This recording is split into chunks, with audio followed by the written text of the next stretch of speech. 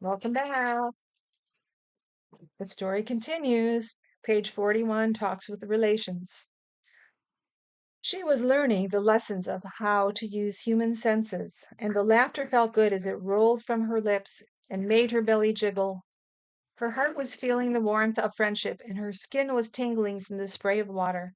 Swan's wings had stirred up during the excitement. She decided that it was good to feel the pleasures of a body and was happy to be alive. Ostrich and Blue Jay watched silently as Swan spoke to Talks with Relations in a soothing way, gently sliding across the glassy water, creating another change in mood. You see how my body curves and my neck slopes and undulates when I move across the water? She asked Talks with Relations. Talks with Relations nodded in agreement as Swan continued. The water spirits do not resist the movement of my body. They assist me in feeling the flow of their currents as well as my own. Watch me glide into the lake and watch the gracefulness of my neck as I show you the water dance. Talks with Relations' body began to be lulled into the same rhythm as Swan's as she watched. It seemed as if a small breeze had brought the lapping waves of the water spirits into Talks with Relations' body. She began to drift and dream as the hypnotic movements of Swan's body taught her to surrender. When she awoke, she understood how she could learn the languages of all living things. She could do more than observe and feel from her own viewpoint. She had learned how to surrender her own sacred space and sacred point of view, how to ask permission and when it was received, how to enter the sacred space of another and to learn their language. She was excited as she relayed her Dreamtime experiences to Swan, Blue Jay, and Ostrich. In her dream, she had flown with Falcon and learned his medicine of hunting for solutions. Falcon had taken her deep into the jungles of Turtle Island and had shown her the steaming green realms of dense vegetation. There, the Earth Mother mirrored the steam of smoky human confusions and frustrations. Together they had flown through the foggy confusion of the dream until they could see clearly. The snow sparkled on faraway peaks as they had viewed the mountain tops of the jungle below, where the great apes lived among the highlands of dense growth. Gorilla was the wordless storyteller who acted out and mimicked until the observer could see the solution or point of the story for himself or herself. In the dream, Talks with Relations had watched Gorilla while she circled with falcons, seeing the mime from all directions. It was not long before Gorilla's strong medicine of communication and teaching through actions had brought understanding to Talks with Relations' heart. His movements had been funny at first until she had understood how he was teaching the others of his tribe to accomplish a given task. It was then that she noticed that he had imitated a younger ape in order to get its attention, and then made a game of it so that the youngster would imitate him. It became clear to her that Falcon had showed her a solution to her problem. She did not need to feel that she was separated from other life forms because she had a human body. She could imitate their habits and see how it felt to be them. Through imitating the actions of her creature teachers, she could then surrender to the feelings she had when becoming like them. It did not matter that her teachers were plants, stones, animals, clouds, or wind and water spirits. Understanding their languages would take time, but the more like them she became and the more she could understand how and why their lives were similar to hers, the easier it would be for her to know how each species chose to communicate. Ostrich, blue jay, and swan were very happy that Talks with Relations had broken through the frustration and into understanding. The foursome retreated to the soft shadows of the forest, with Talks with Relations leading the way. She was determined to use her newly found understanding to communicate with her tree relations. Until now, she had merely observed and tried to listen as the wind spirits moved gently through the emerald and jade boughs of the standing people. Now it was time to practice and develop her communication skills. With all her friends settled around her, she began to announce her intention. I have learned how to surrender to the rhythms of the sacred space around me, and now, with permission, I would like to become like a standing person, she said. The ancient pine tree person dropped the pine cone that rolled to her feet as an offering of friendship. She accepted the giveaway with pleasure. Talks with Relations knelt and dug a hole in the soft soil and needles, burying her feet up to the ankles. And then she stood tall and proud and lifted her arms like branches to the rays of sunlight, filtering through the dense green of the forest. Sunlight.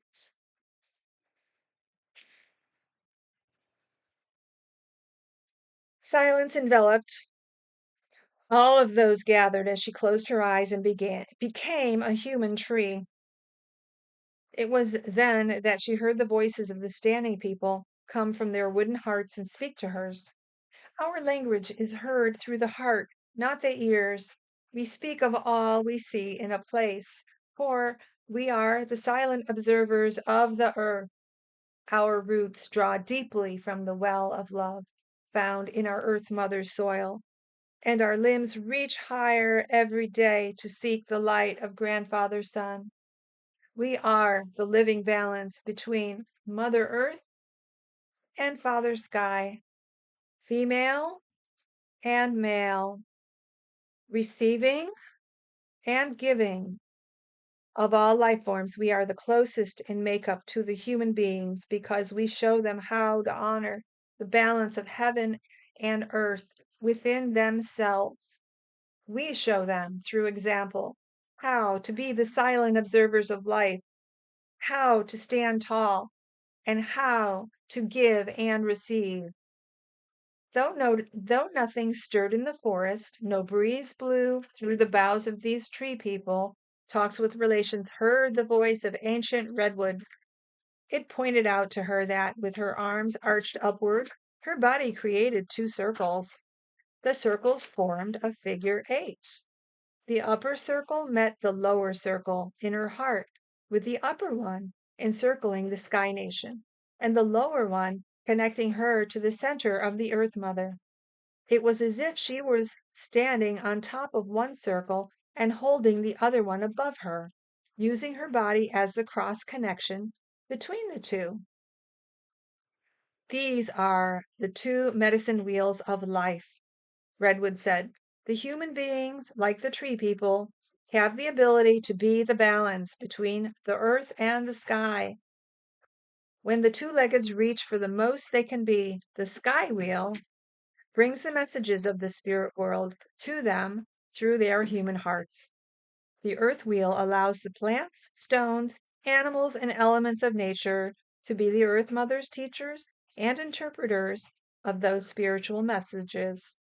Human beings feel and understand the messages that the Great Mystery sends by observing the actions of the teachers that these planetary counterparts represent. Meeting in the heart, both medicine wheels show that heaven and earth, the spiritual and the tangible, are equal and are one. You see, Talks with Relations, the only true limitation of being human comes when the heart is closed. When the heart is open, all of creation can be accessed and understood. You have become that balance now, and it will serve you well.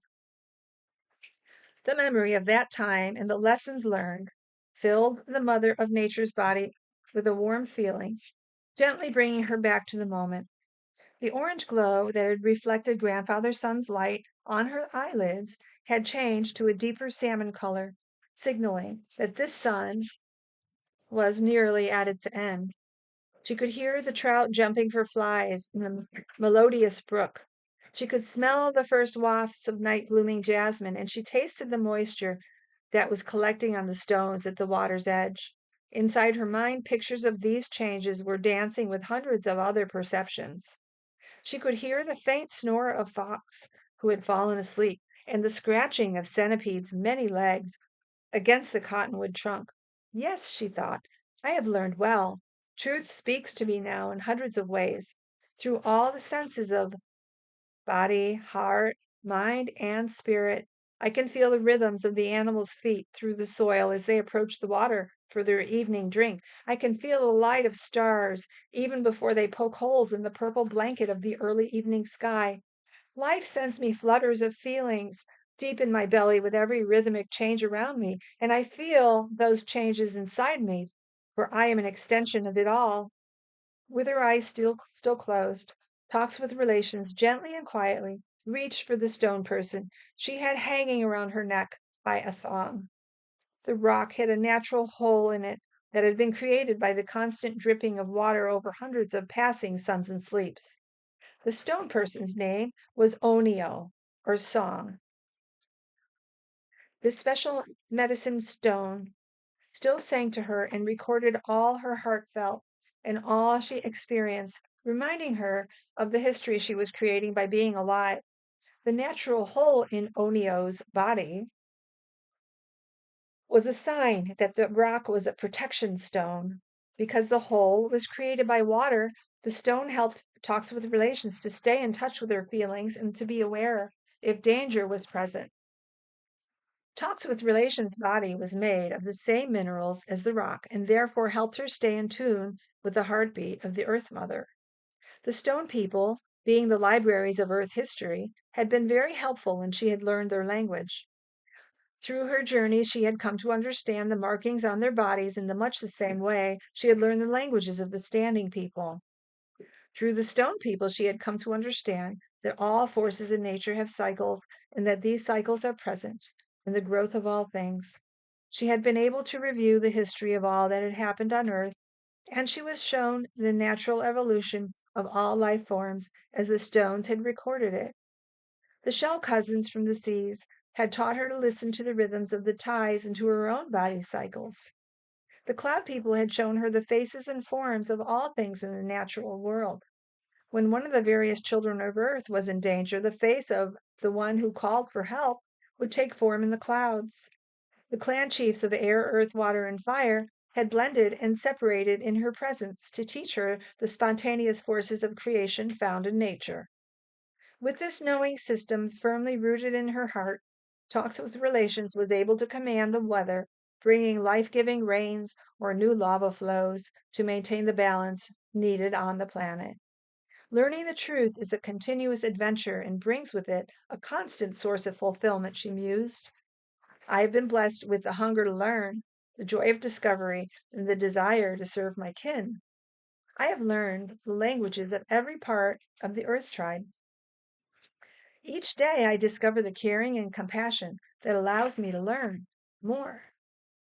Life creates more life, and so I will continue to celebrate the lessons I have learned in order to share them with all my children forever. Talks with Relations opened her eyes and saw that day had quietly passed the pipe to night. The starry medicine bowl of the night sky had produced a quarter moon, and the nocturnal animals were stirring. Centipede and Fox had faithfully waited for Talks with Relations to return from entering the silence, not moving an inch from their former places. Grandmother Moon's blue silver light played on the crests of the water that flowed across the rounded stones of the creek bed, while the water spirits murmured their evening traveling song. When Talks with Relations spoke to her friends, she whispered, I am pleased that you waited for me, children. During my silence, I remembered how much I have learned about the truths present in every part of creation and how much more I can learn as our world continues to evolve.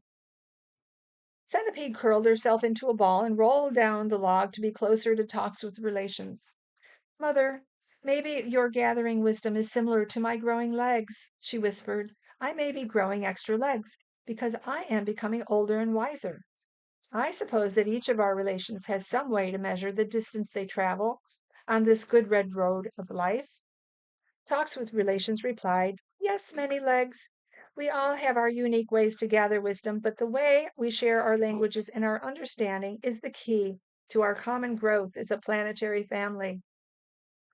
Fox laughed and wiggled his whiskers before he interjected, I understand that key, Mother. Fox is the protector of the planetary family because no one can learn the medicines and languages of nature if they can't see what is right in front of them. All wisdom is camouflage, like me, unless people believe in the invisible world, which only becomes visible when they open their hearts to understanding and learning the truth. The clan mother of the first moon cycle smiled. Being the mother of nature meant that she would follow whatever came to her naturally. At this moment, her heart was so full that it was natural to allow the love in her heart to spill over into the world, allowing all of the children of Earth to know they were not forgotten and that their needs would always be taken care of. Talks with Relations had learned the truth about being in a human body, and now it was up to her human children to discover it for themselves. When each individual two-legged opened his or her heart to learning the truths of the planetary family, she would be there to teach them. When the human tribe opened their hearts with respect for all living things, she would be there to nurture them into respecting themselves and each other in kind. When the cycles and seasons brought pain to the human race, she would be the healing unguent found in the natural world around them. The intangible world of spirit found in the tangible world was awaiting discovery. Her human children would be the last to learn these truths. She found joy in the knowledge that human arrogance would one day melt away. That sun would rise when the cycles and seasons brought those who were willing to give up their pain home to their hearts. Yes, life is good, she whispered into the star filled night, just loud enough for those with open hearts to hear. The end of that story.